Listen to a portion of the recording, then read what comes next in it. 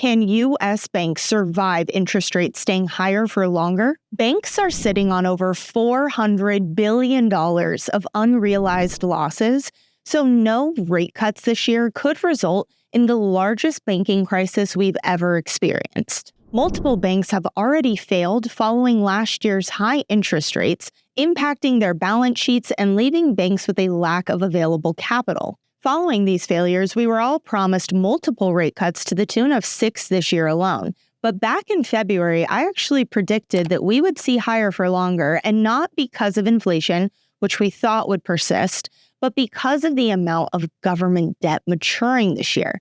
And the only way to avoid a crisis is to keep interest rates up. But before we get into that $8.9 trillion worth of government debt maturing, it's important to first understand just how vulnerable the banks really are. Following the explosion of the money supply in 2020, banks were faced with an abundance of cash deposits and nowhere to invest them. This resulted in banks buying up government debt in record numbers, tying up most of their available capital in long-term treasury bonds. Those bonds might have looked like a safe bet at the time, but right after banks bought them, interest rates rose, bond prices declined, and therefore banks were left with massive amounts of unrealized losses. In other words, the price they paid for the bonds versus the price that they could currently sell them at would come at a loss. The reason these losses are unrealized is because technically, if they don't sell the bonds, then they're not losing money.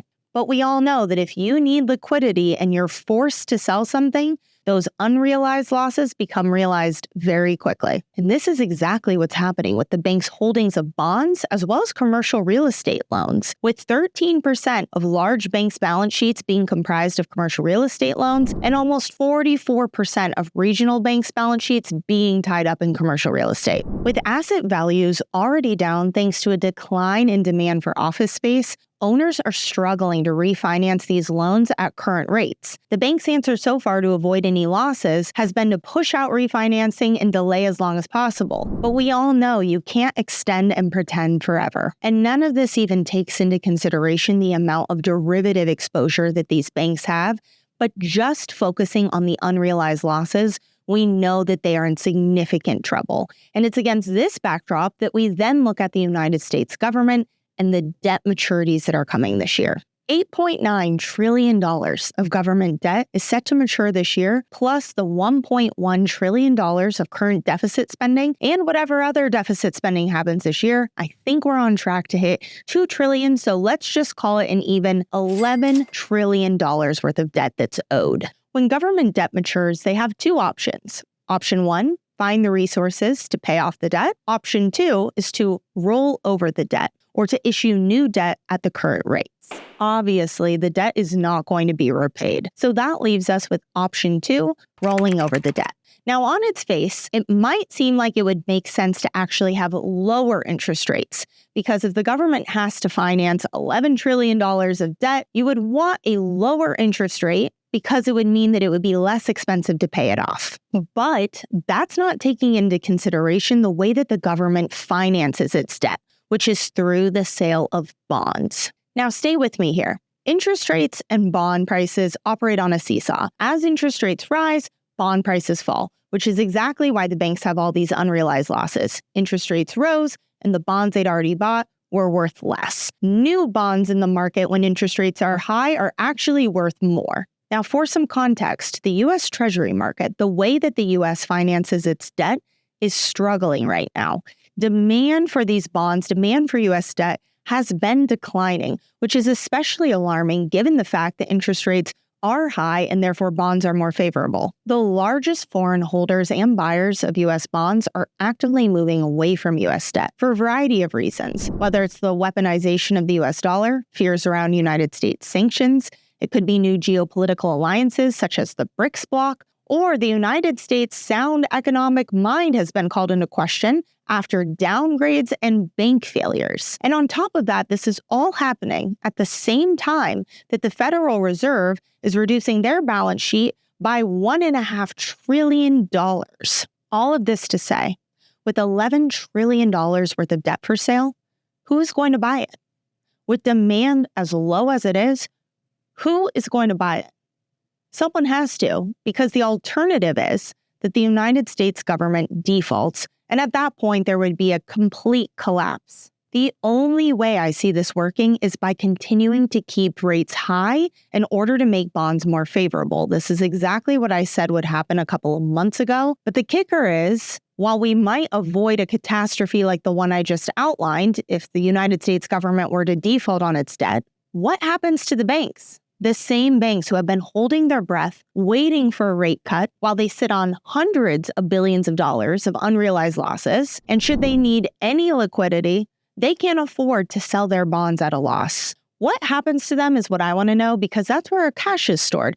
And if they don't have liquidity and too many people try and make a withdrawal, what happens? Well, last week, a U.S. Treasury buyback program was announced, the first of its kind in over 20 years, which will allow the Treasury to buy back billions of dollars worth of securities in order to allow more liquidity. Now, I have thoughts on what this is and what it means. Some people out there are calling it quantitative easing or a bank bailout by another name. Some are saying that it's clear-cut and neither of those things. What do you think it is? Let me know in the comments below. But regardless of what you want to call it, this is an obvious temporary life raft for failing banks who are drowning. And the question now becomes, how long will this help keep them afloat? And if it does create additional liquidity, isn't that odd at a time when the Federal Reserve is actively fighting inflation?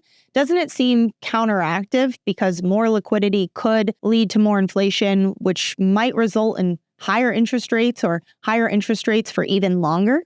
Maybe it's all intentional. Higher interest rates for longer means more favorable bonds, more inflation, all to help ease an ever-growing debt burden. I don't know. But what we do know is that currencies historically collapse when those who are holding the debt sell the debt and force the government, central banks to print more money to cover the debt or buy back the debt. It's during this time period when we typically would see a rapid devaluation of a currency. This is one of the biggest things that's going to happen this year, this debt maturing, and we still don't even know how it's really going to impact us until it happens. But we do know in the meantime that our currency is no doubt being devalued, which means that we cannot protect our wealth in dollar or dollar-denominated assets. So the questions you need to be asking yourself are, how do you protect your wealth and assets? How do you sustain your standard of living through a currency devaluation? And if a devaluation turns into a collapse, are you prepared to create lasting wealth